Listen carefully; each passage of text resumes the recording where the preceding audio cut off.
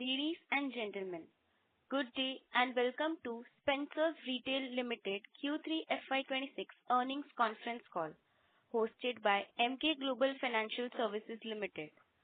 As a reminder, all participant lines will be in the listen-only mode, and there will be an opportunity for you to ask questions after the presentation concludes.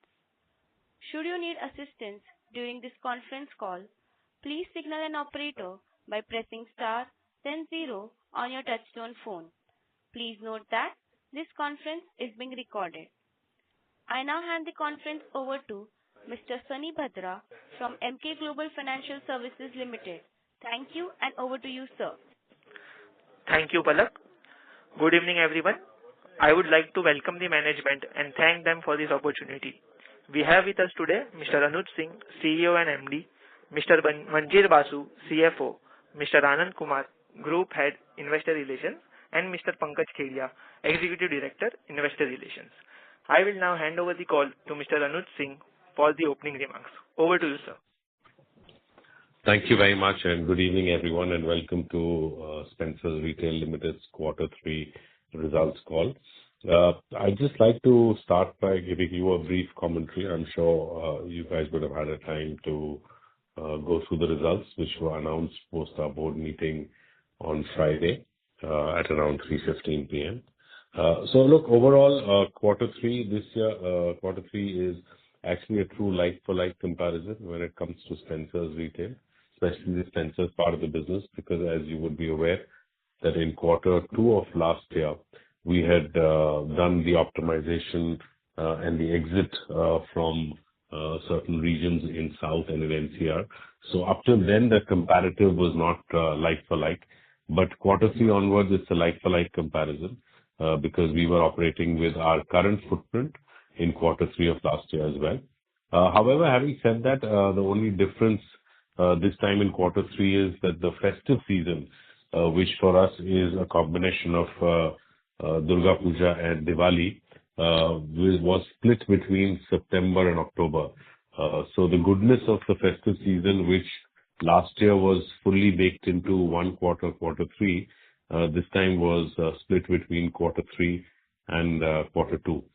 So therefore, it's not really a like-for-like. But having said that, let me give you some color on the overall. So overall, if you look at the Spencer's consolidated performance for Q3, I would term it as a very solid performance. We saw good quarter-on-quarter growth. Obviously, compared to Q2, there was good growth, 13% quarter-on-quarter growth. Even comparing it with Q3 of last year, there was, notwithstanding the split festive season, there was a marginal degrowth of 2.7%. We've done a good job in terms of sustaining the gross margins, and this was despite a bit of a blip in margins as far as Nature's Basket is concerned. So Spencer's has delivered strongly as far as the margins are concerned. Our operating expenses for the quarter were slightly higher than both the previous quarter as well as year-on-year. This was owing to a one-time provision arising from the new labor code requirements. So there was a marginal impact there. EBITDA, which is the post-INDS EBITDA, was 8 crores for the quarter at a consolidated level compared to 0 in the previous quarter and compared to 15 crores in the Q3 of last year. Overall, I'll just get into now talking a little bit about Spencer's separately and Nature's Basket separately, because those two are following a different course of action, and we've also seen slightly different results. So when it comes to Spencer's, again, I would term it a very solid performance for the quarter. Quarter-on-quarter compared to last quarter, almost a 12% increase. If you look at comparison versus Q3 of last year, it's only about 10 crores down, and which is actually the impact of not just the split festive between September and October, but also due to a certain accounting treatment wherein the membership, the cash back which we give to our members for the membership program is netted off from the overall sales. So if I would actually take that out, and I think the good indicator is look at, say, September, October, November, December of this year versus September, October, November, December of last year, which to me is the true, comparative to how the festive was, we were in marginal growth. So I think that's very reassuring to see that in Spencer's we are entering into a growth kind of a trajectory after a very long time. And this is driven largely by both the offline decline being stemmed by what I would say very good traction in our membership program, as well as the continued growth in the online. If you look at the online numbers which were there, online in quarter three for us has grown compared to quarter three of last year, has grown by 27%. So we delivered close to 54 crores in sales on Jiffy, which is the online platform. Now, this could have been higher, but we took a very conscious call to also limit our burn and therefore focus on a good quality organic recruitment as opposed to expensive inorganic customer acquisition. Our number of orders in quarter three of this year were 235,000 orders per month at an average. Our AOV continues to be strong at 775. It's amongst the highest amongst quick com players. And what is really heartening to note is that not just our in full KPI is at 93.5%. Our cancellations are also they've come down from 6% in the previous quarter to less than 3%. Our on-time delivery continues to be around 92%, and our delivery time frame is under 30 minutes. So 9 out of 10 orders, for us are delivered within 30 minutes, which is good. I think on Jiffy, the other good part is in e-commerce is that our unit economics is positive in quarter three. And when I say unit economics, it's if you look at your RGM per order and the fulfillment cost of an order, net of that, are you making money? And for the first time in quarter three, we have been able to have positive unit economics. So we make roughly about 100 plus as far as our RGM per order is concerned, and our fulfillment cost is 94. So we make about 6 rupees. Now, obviously, this is at a contribution margin one, but then again, below that, you have your marketing, tech, and people costs, which we're still not able to absorb fully because of the cost. So I think on online, good progress, 27% year-on-year growth. On the offline business, like I said, good momentum in the last 4 months. Overall, we've been able to SOND. I would say we've netted off at a slight growth versus last year. What's really working for us in offline are two things. One is, despite I would say, constraint working capital, we've done a good job in terms of inventory optimization, not just from days on hand optimization, which has resulted in better availability, but we focus on what we call our quick selling items and got a higher level of availability, which has translated into good level of sales. So I think good work done there. Like I said, the membership program for us, which we launched in July of 2025, has started giving us good results. If I give you a slight sense of the scale at which we are operating right now. So we exited quarter three with more than 70,000 members who have registered and paid for this membership, which is roughly about 10-11% of our active monthly customer base. What's heartening to note for this program is that the behavior, the consumer buying behavior for these members is remarkably different from non-members. So if I look at it in terms of, three metrics, one is the N+1 return, which is a measure of somebody buying this month, coming back and buying next month. That N+1 retention rate or the return rate for members is 80% plus. The second KPI around members is if you compare the average monthly spends which a member does as opposed to a non-member, the average monthly spend is about 3 times that. So it's about 7,500 per month is what members spend. And the third and the most critical one is that the frequency of shopping in a month for the members is 2x. So it's more than 4 times a month. So, directionally, this membership program is really working well. This is helping us to, stop the erosion in footfalls, NOBs, and therefore sales offline. So while online continues to grow, I think offline we have kind of, I would say, arrested the degrowth to a significant amount as far as the last 4 months is concerned. If I look at the other salient part in Spencer's performances, if you look at the gross margins.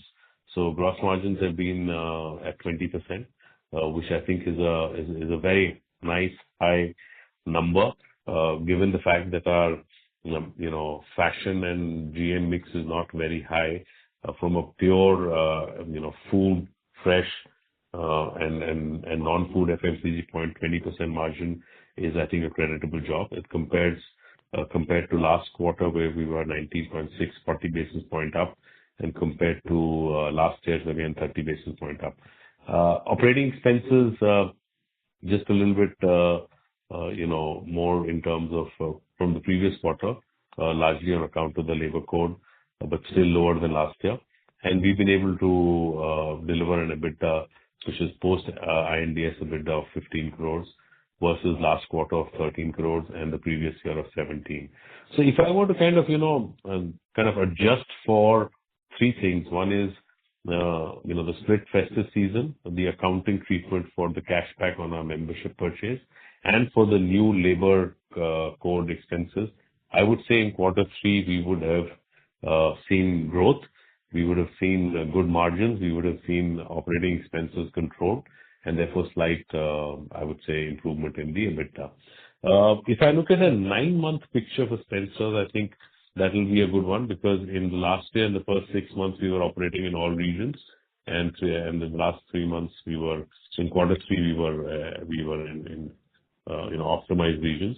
So if I look at it from a 9-month period, the important thing is if you look at from an EBITDA level, we are, and this is again I'm talking about post INDS EBITDA. EBITDA is flat, but that kind of takes into account the fact that last year there was some exceptional other income on account of store closures.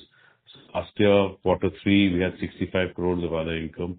This year in quarter 3 it was 11.7, and despite this, close to 53 crores of lower other income, our EBITDA, financial EBITDA is flat, which is a good measure of operational efficiency.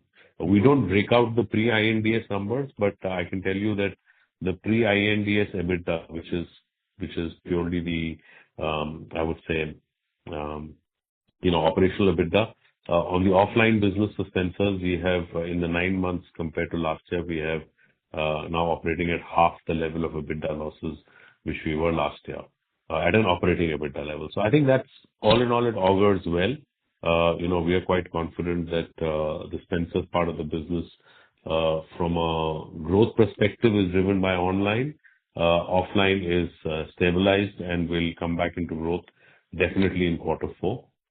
And both of them are coming at decent, expenses. Online, of course, there's some investment, but we will see a tapering of that as well. And we are quite confident that we are moving in the right direction towards a true EBITDA break-even, operational EBITDA break-even for Spencer's, I would say in 2 quarters from now. So that's at the EBITDA level. I think on Nature's Basket, we did see an improvement quarter on quarter, obviously the festive quarter. So if you look at it, it's 81 crores versus the 68 crores in September quarter. Y on Y, a drop. Again, this is owing to 2 things. One is the split festive season, plus also the fact that, last year we had the gifting part of the business was with Nature's Basket, but as the gifting studio was part of Nature's Basket and now had been hived off last year, so that sales is not coming. So net accounting to that, I would say it was a flat quarter for NB. The only blip for Nature's Basket was the 300 basis point, I would say, reduction in margin versus quarter 3 of last year. And again, that's something which is largely internal. It's got to do a little bit with, you know, not so much a change in the mix, but certain terms and negotiations with suppliers. We are quite confident that this is something which we will fix because the true margins of this business have to be, and in the past, we have delivered in the region of 29%-30%. I think Spencer's can get to 19.7%-20%. There's no reason why Nature's Basket should not be delivering close to 30%, and which is what it has missed in this quarter, but we are quite confident that it'll come back. On the operating expenses side, good work done on Nature's Basket in terms of controlling costs, and therefore at an EBITDA level, financial EBITDA level, a slight EBITDA of 1 crore versus flat in last year, quarter three. So overall, I would say, look, it's a strong quarter-on-quarter performance. Y-on-Y, excluding the impact of split festive, we are getting back to growth as far as Spencer's is concerned. We have, they've been in quarter three, they've been, months of growth. December, we've also kind of done operational EBITDA break even in the month of December. Offline is coming back, online is growing, but we're trying to control the losses here. The RIPL online losses were 12 crores in September quarter of this year. And this quarter three of this year, we brought it down to 9.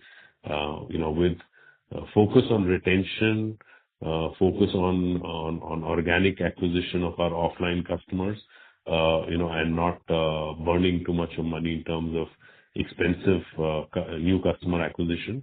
We are quite confident that we will do quarter four as well at the same level, if not higher, but with a much lower level of EBITDA. So overall, I remain quite confident in terms of how the journey has been progressing on Spencer's. We took some tough calls in quarter two last year. Quarter three was good for us. Quarter four, I can give some guidance that on the Spencer's part of the business, we are looking at good growth.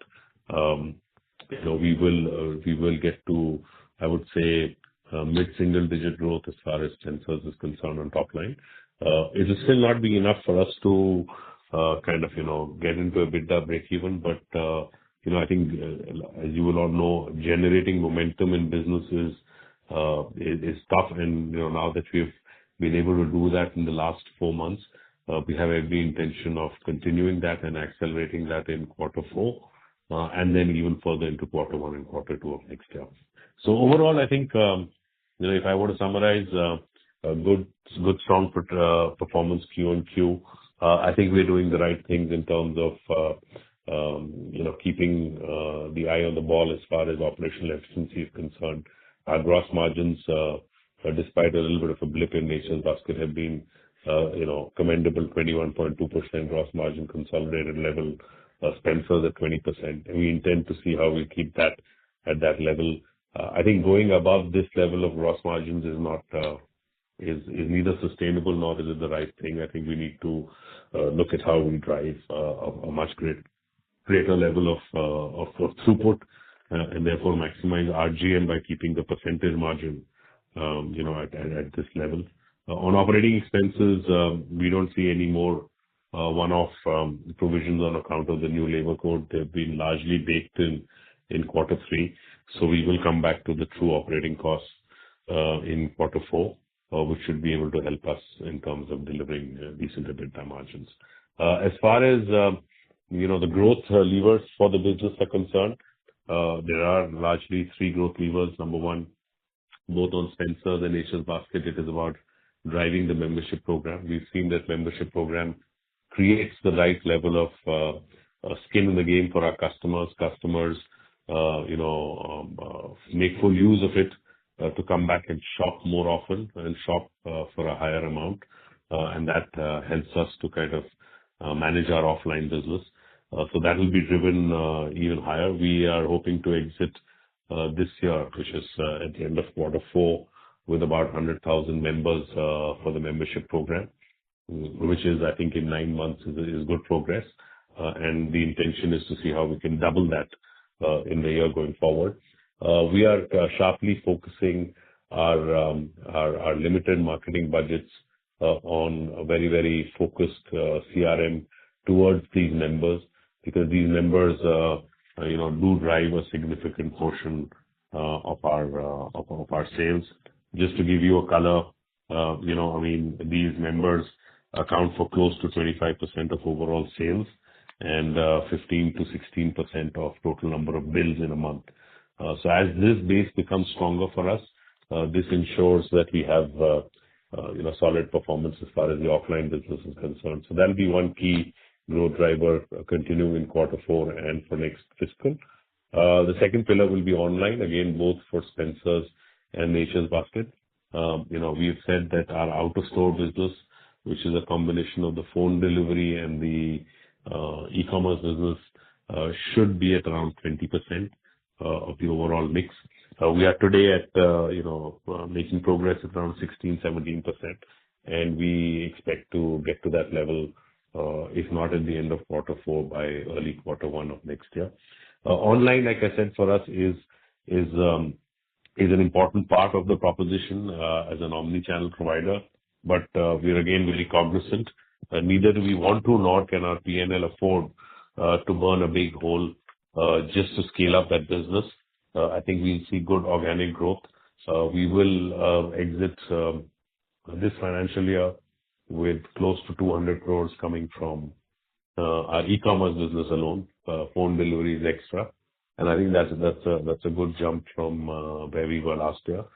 We are maintaining our proposition of responsibly delivered, which is delivered within 30 minutes, and we are looking at continuing to keep our unit economics positive as far as the online business is concerned.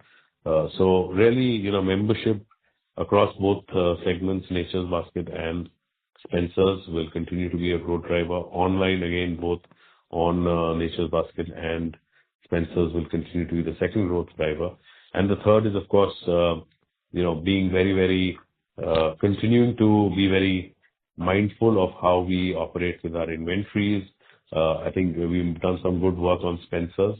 We're going to replicate the same thing in Nature's Basket this quarter and optimize. I think our level of stock holding is a bit high in Nature's Basket, and therefore we need to look at how do we have a good sell-through, and I think that'll also come back to improve our margins.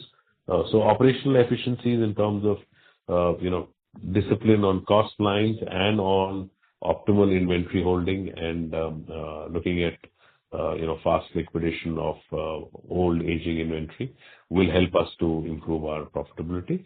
Gross margins will continue to be at that level of what we have delivered in Q3 and in fact YTD.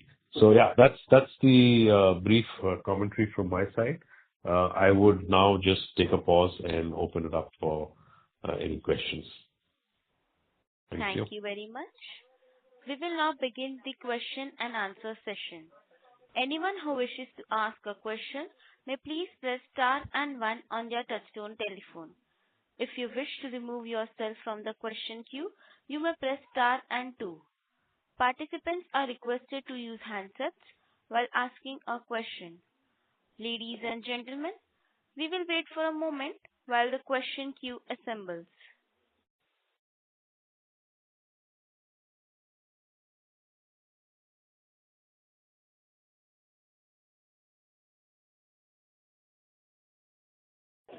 The first question is from the line of Anita Bajaj, an individual investor. Please go ahead.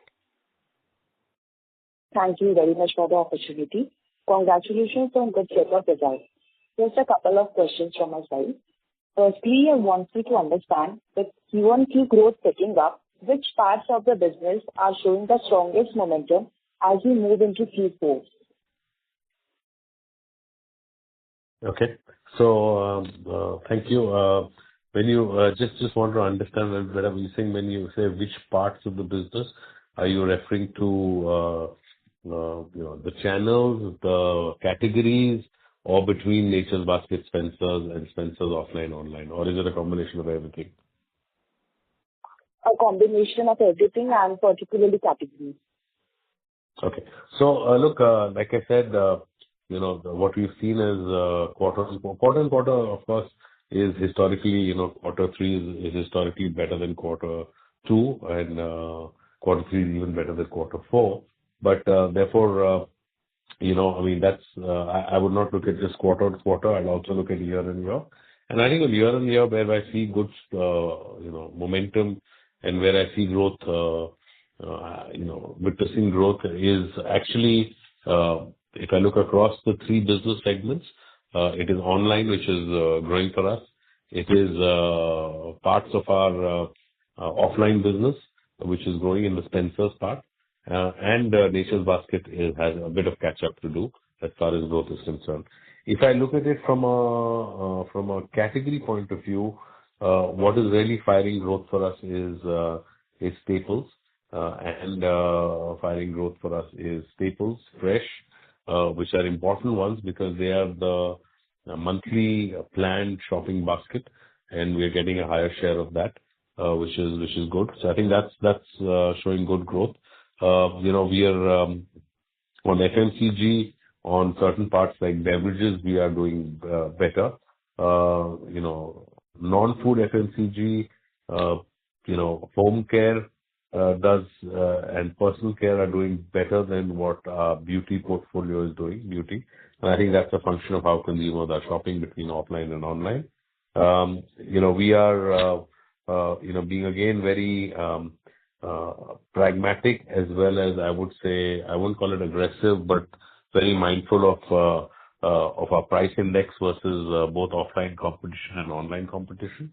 And, we are using that to make Spencer's a destination for monthly purchase for most of the categories, but particularly so for staples, fresh, and for processed food and beverages.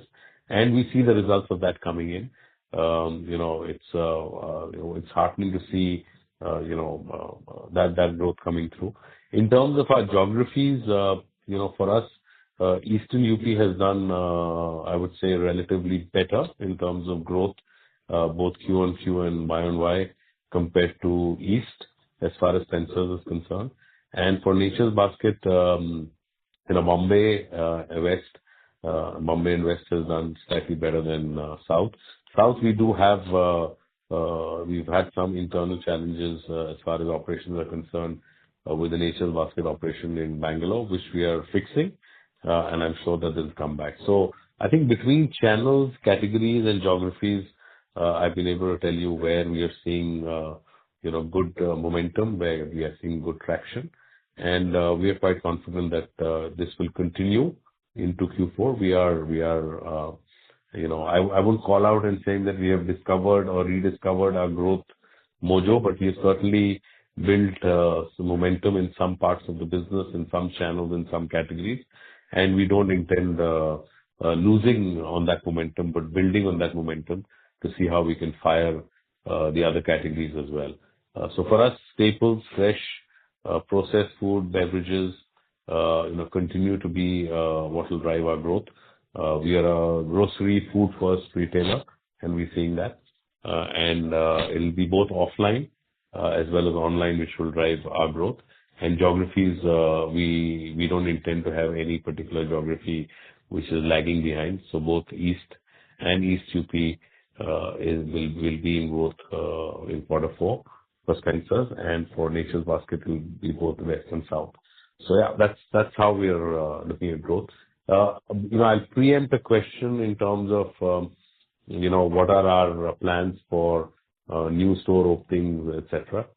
Look, we have a few stores in the pipeline, but we are not actively looking at adding because so far we believe that we have a footprint from where we can use more sales. We are not close to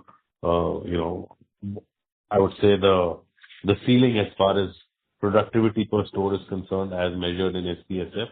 Our SPSFs, though have kind of, improved compared to last year. So at a Concall level, we are at about 1,800 rupees a square foot per month. But I think there is opportunity for us to grow that.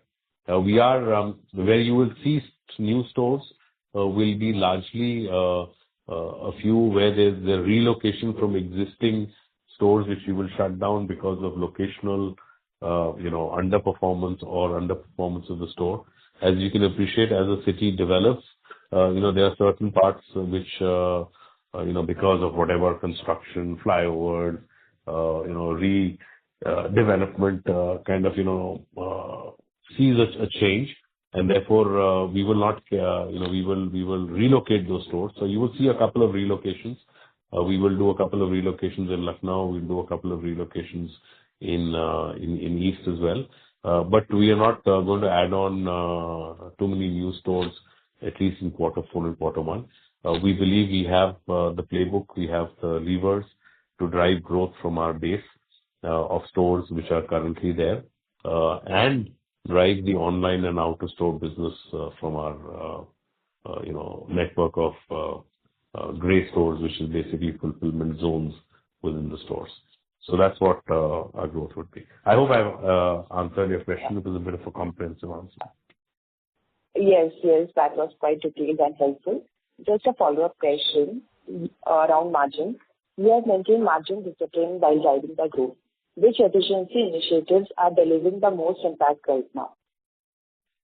Sorry, I didn't get your question. Can you repeat? On margin, what was the question? Since you have maintained the margin discipline while driving the growth, which efficiency initiatives are delivering the most impact right now? No, so I think, look, from a margin point of view, it is, it's ongoing. Our, we have, for a grocery retailer, I think we have, I would say, I would try to be modest, but I'd say we have, best-in-class gross margins.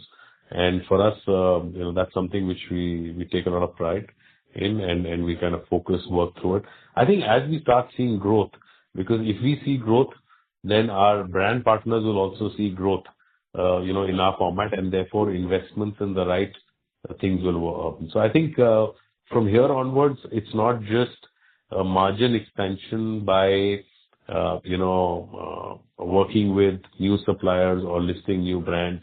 I think it is about delivering growth. And once growth starts happening in a business, we see the same level of, I would say, cooperation, collaboration, commitment, and investments coming in from our supplier partners. So I think this will continue. I don't foresee, nor do I want to push a further expansion in margins. What I want to push is continued growth. If I get sales growth at the same level of margins, I will get RGM growth. And at the end of the day, what helps us or what covers the costs is absolute rupee gross margin and not percentage margins. So the intention is to keep driving the RGM, and we will make those calls in terms of being competitive and driving the right level of sales. Yeah. Understood. Just one more question. What are your growth targets for GT in FY27? Look, I'm not going to, call out my FY27 growth this thing. I think on quarter, we're looking at it quarter by quarter. Like I mentioned, it is possible to drive much higher level of growth than what we are doing. But like I said, it comes with a certain level of investment, which is in terms of customer acquisition, higher level of marketing activity. And unlike other large quick commerce players, which have much, much higher scale, but also have much, much higher burn and losses, our P&L does not allow for that. Our model is quite unique.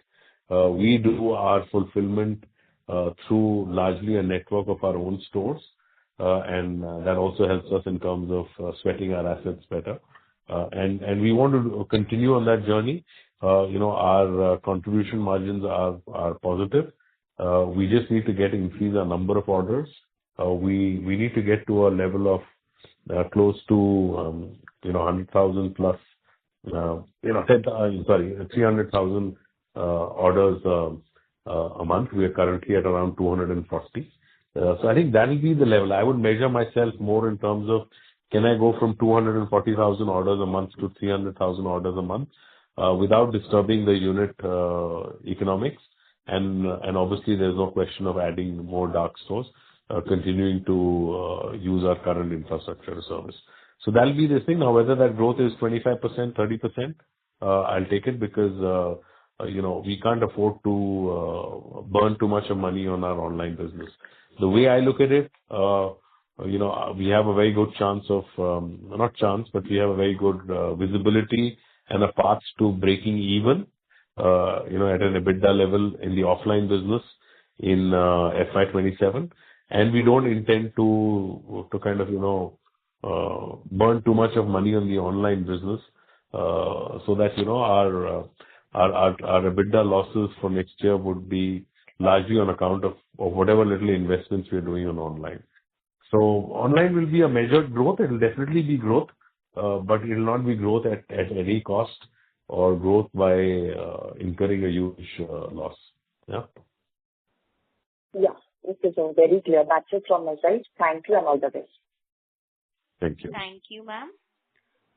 Ladies and gentlemen, to ask a question, please press star and one now. Participants who wish to ask questions may please press star and one at this time. The next question is from the line of Siddharth Negandhi from CWC. Please go ahead. Hi. Thanks for the opportunity. Just wanted to understand in terms of the improvement that you've seen on a sales per square feet basis. Are you seeing this improvement happen across sort of town classes? How are you seeing the impact of online grocery shopping happening across town classes? And if you could sort of split that between, say, metros, tier 1 cities and below. That was question one. Question two was, in terms of, behavior that you're seeing on your members, which you called out with a critical growth lever. Are you seeing members sort of, also shop both online and offline, or are you seeing, that set being a little more mutually exclusive? Yeah, those are my two questions. Yeah. Well, thank you. I think very good questions. So I think, look, this whole thing on online consumer behavior, this is as you guys know it better, and as you guys are also consumers, it's not a fad. It is a trend, and I think it'll only continue. But this trend is more pronounced in, I would say, large metro cities, and it is more characterized in households where there are nuclear families and where probably both husband and wife are working. So it's for those time-starved, I would say unplanned right through the month kind of shopping trips, and that'll continue to be a phenomena. And we see that is reflecting when I look at our performance of offline and online between the larger cities where we operate versus the not so large cities. So, for example, if I look at West Bengal and I split it between Calcutta and upcountry West Bengal, my offline is a lot more resilient and growing, still growing with good footfalls in the upcountry non-Calcutta locations, and my online is correspondingly getting better traction and does bulk of my business when it comes to Calcutta as compared to upcountry. I think when it comes to places like Lucknow, Banaras, Allahabad, Gorakhpur in Eastern UP where we operate, there again offline does well, and I don't see such a big impact of online. Yes, what tends to happen is that we still do have people who come in regularly and do the pantry loading or the trolley loading or the basket filling at the beginning of the month. But as the month goes, their replenishment or stocking up or refilling shopping missions are more online. And that is why we want to offer in all our places. We want to offer both the offline and the online proposition. So yeah, there is a bit of a different performance of offline and online when it comes to the larger cities as well and the upcountry. Your second question was on our members, our membership program, and whether we see the membership or these members, their behavior and their sign-ups being a lot more pronounced in one channel, offline versus online. That's actually true. And I think that's got to do with the fact that, again, it goes back to the hypothesis that an online consumer is largely looking for convenience, and it's an unplanned, or a top-up where it is about you need it, and therefore they are maybe less price sensitive. I'm not saying they're not price sensitive. All Indian consumers are value seekers, so they will still look at between online what is the cheapest option, at least a thing. But they're more convenience seeking, whereas the offline guys are people who are coming in, you call it out of habit, out of the fact that they want to see, experience, and buy. And we've seen that both by design, we have driven this program more in the offline part of it than the online, because online we're already giving a customer the convenience, and our pricing is the same between online and offline. So this membership program by design has been given to the offline consumer. Now, it doesn't mean that if I'm an offline consumer and I have registered for this program, and if I do an online purchase, I will not be eligible for this. No, you are eligible, but the active recruitment pushing is happening more in our offline business. And we don't see a big overlap today between our offline, between the members' offline purchase and online purchase. So most of our members are buying this in the stores and the offline. Okay, yeah, that was my question, to understand whether, offline consumers were also offline members were also then subsequently purchasing online or not, or is that more a mutually exclusive set? So that's clear. This point was interesting that you mentioned on, metros versus non-metros in the East. If you could give us some color in terms of whether that is a thing across India in, say, Nature's Basket in West or, Spencer's in North in NCR, with whatever limited presence that's there. But are you seeing if I may, you're seeing a 5% sales per square feet growth on a year-on-year basis. Could you give us a sense of, how much of that, at what index would metros be versus 5%, and what index would, say, non-metros be? Yeah, see, first of all, I think for Spencer's, we don't operate in the South, we don't operate in the West, we don't operate in NCR. So I think I've given you those things. For Nature's Basket, online still is, Nature's Basket, the whole proposition is gourmet, curated assortment. And therefore, so far, we have not seen too much of online, consumer buying in those categories. Though having said that, in places like Bangalore, there are a few online startups which are focusing on gourmet.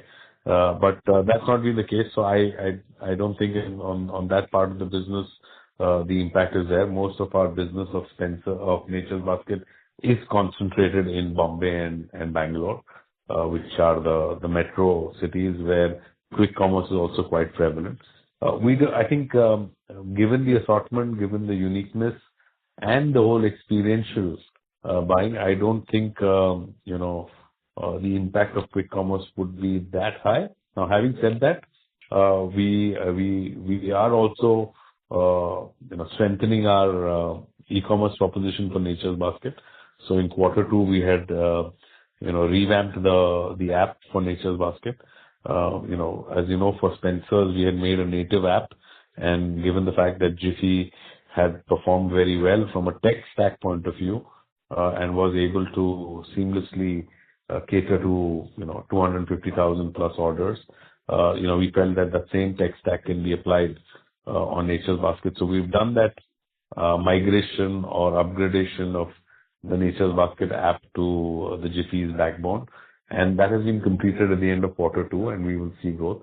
So I don't see a big impact of quick commerce in the Nature's Basket gourmet segment.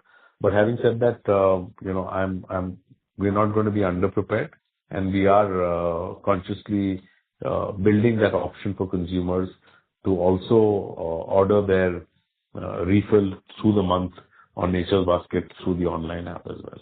Yeah. Got it. That's helpful. Thanks.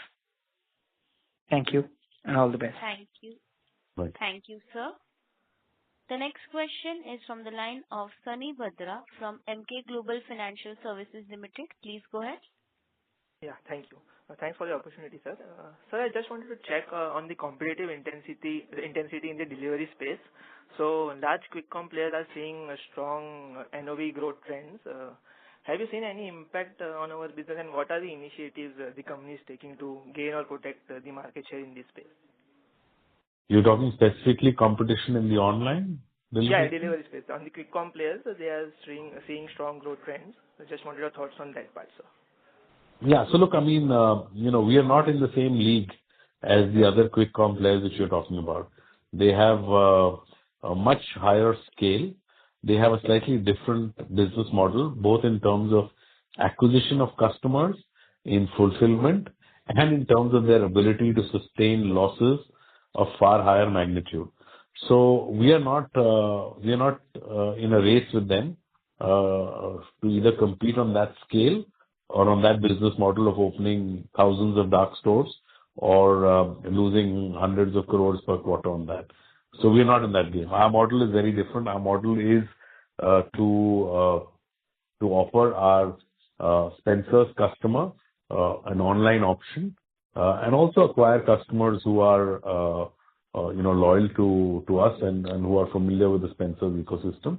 And we are doing this in a manner where we are utilizing our store footprint because in cities like Calcutta we have stores which have a coverage of at least 99% of the pin codes, and we are able to deliver within the radius of 4 to 5 kilometers, which is what it is. So our model is very different. What competition is doing is keeping the relevance or the need for instant delivery convenience high, and therefore for us also we have to be cognizant that we need to have some proposition which gives consumers the convenience. Our model is built around brick and mortar, but we also want to give an online listing. So I'm not getting into a fight with the big boys because I can't get into a fight with the big boys. They have a different model, they have a different scale, and they have a different P&L funding means which I don't have. Our model is for I our understand side. that. I got your point. Thank you for the explanation. I wanted to check, since they're expanding now into smaller tier of cities as well, right? Big time. So maybe if you could help us better understand what is the hooking point of your format, right? So as in what brings the consumers back to your format, even if these formats are sort of offering unmatchable convenience, right? So within 10 minutes you are getting everything that you want at your place, then what is our format offering for the consumer to sort of move from his house to our stores from that perspective? Yeah, so I think if I look at our proposition for the offline business is that we give a wide assortment, we give good quality, and where we are able to create that differentiation is from our fresh assortment. Fresh is what keeps people coming back to the stores. I think that's also still a category which is relatively higher on touch and feel as opposed to, let's say, dry packaged grocery. Also what is driving people back to our stores is the value perception which they see when they come back, which is further being enhanced through our membership program, where we are giving as much as 6% cashback on annual, or not annual, but 6% cashback on our monthly spends. So I think, a combination of the fresh piece, the assortment, the value, is what is continuing to hold on to consumers in that. Now, having said that, I'm not saying we are immune to competition from online. I think that's only going to get more and more. But I think there will be some level of sanity which will come in. I think as you go into smaller towns and all, there's this 10-minute requirement is not a requirement, everywhere. And especially when people start seeing that, with that 10-minute, you have to pay a small cart fee of 30 rupees, a delivery fee of 20 rupees, and a platform fee of 5 rupees. It all does add up over there. Where, when commutes in smaller towns, commute to the store is not a big deal. Parking is not a big deal, right? People have relatively more time, because they're not spending time in traveling towards to work. So I think, there will be a level of sanity which will sink. Now, for those consumers in those towns who are still looking for online, I mean, they do have the option. If they shop offline for us, we do give an online option as well as a phone delivery option. So that's our way of seeing that. Look, we are not in a crazy market share thing. We want to grow our business, with our model and what works for our P&L. Now.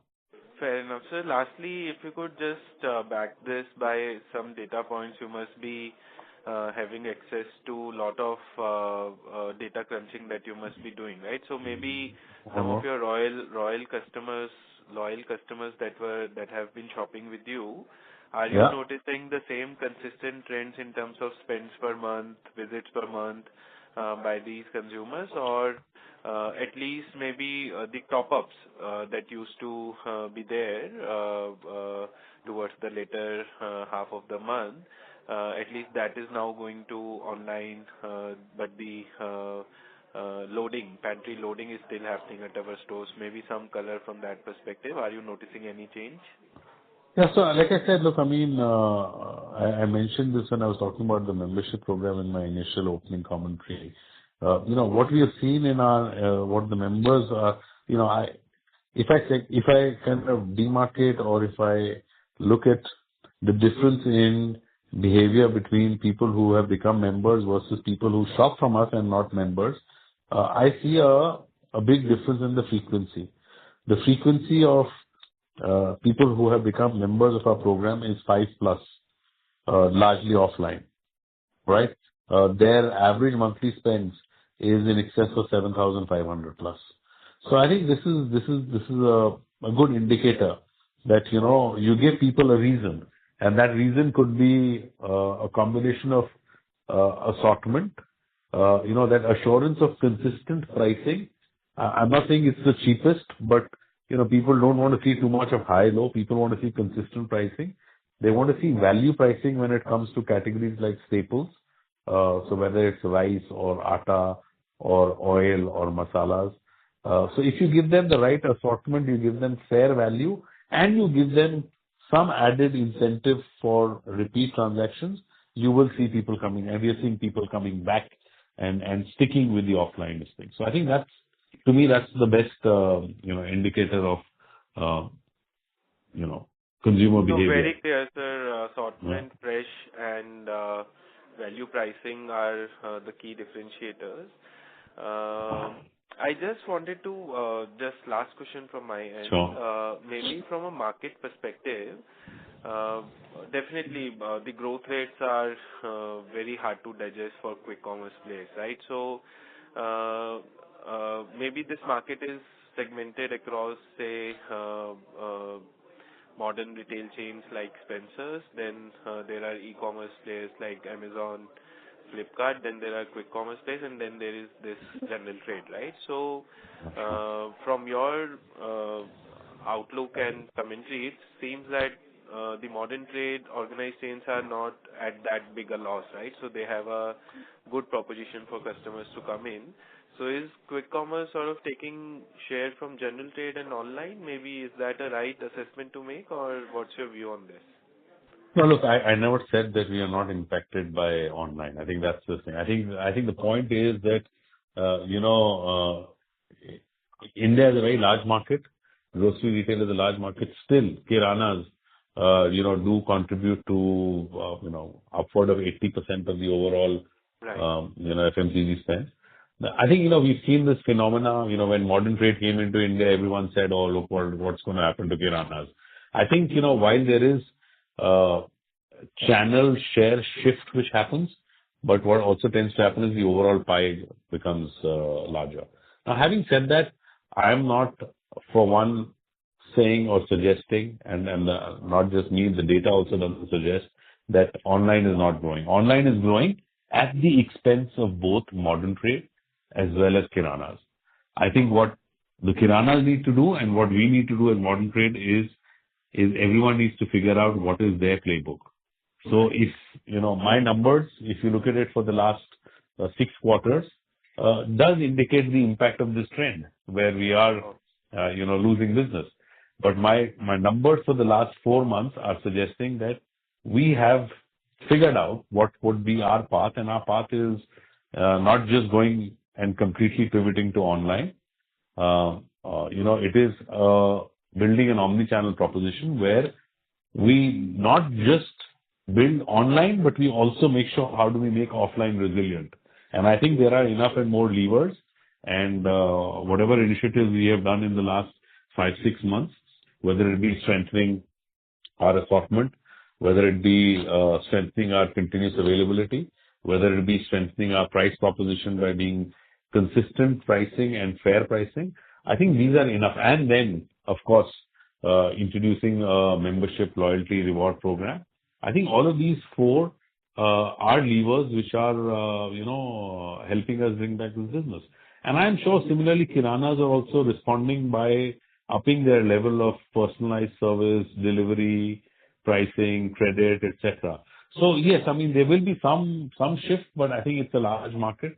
And ultimately, players who respond, who adjust, and who kind of, discover new muscles are the ones who will be able to ride this out. So I think that's the way I would look at it. Yeah. Just a small follow-up, sir. How far are we from reaching a steady state here? As in, will online continue 1 to 2 years take share from modern trade, or is it like now more of an equilibrium? Now all of them should grow at respective paces. Look, I'm not an expert, prophecy thing in terms of what is going to happen to online. I think online will look again, like I said, it is going to go, it is going to continue to grow. I can't comment whether it will grow at the same rate as the base starts becoming larger and larger. You will see some of those growth rates coming down. I think also, the pressures on the P&L would be, would come into this thing, especially as players start moving from, being private players to becoming more in the public market after their IPOs. Right. So I think, look, there will be some level of, sanity. I think both the leading quick commerce players have, in their last quarterly comments, have talked about, I don't know exactly the term, but it said something like irrational competition. Right. Right. So I think, they'll realize that, there has to be some level of, pragmatism in terms of how long and how much can you afford to build. So I think businesses will need to be over long term built sustainably and with sustainable levels of margin, with sustainable level of cost, and with sustainable level of profitability. So far, across the world, we haven't seen a profitable online grocer, right? Name it. But we have seen profitable offline grocery retail chains across the world. So I think, look, that says it all. Growth at any cost is good at a startup phase. Might be still doable for a company which has access to deep private capital. But once you're in the public market, once you're a publicly listed company, I think there are different pressures and you need to kind of do it. So I think, there will be some moderation which will definitely happen. So you mentioned assortment, availability, pricing. All of these are great attributes for a business, right? So, but anything on private labels, are you thinking on those lines, as in across categories? That can also be a key differentiator, right? So, are you thinking on those lines?